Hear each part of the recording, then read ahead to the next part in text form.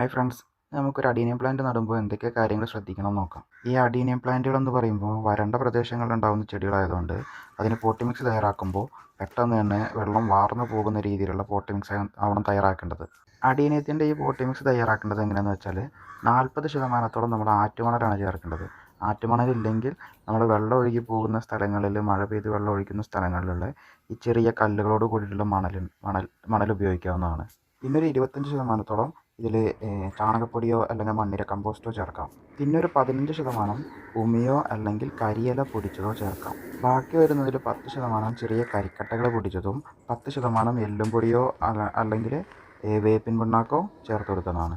അതുപോലെ തന്നെ പോട്ടി മിക്സിൽ പ്രധാനമായിട്ട് ചേർക്കേണ്ട ഒരു സാധനമാണ് ഈ സാഫ് പോലുള്ള ഏതെങ്കിലും ഒരു ഫംഗിസൈഡ് ചേർക്കുന്നത്.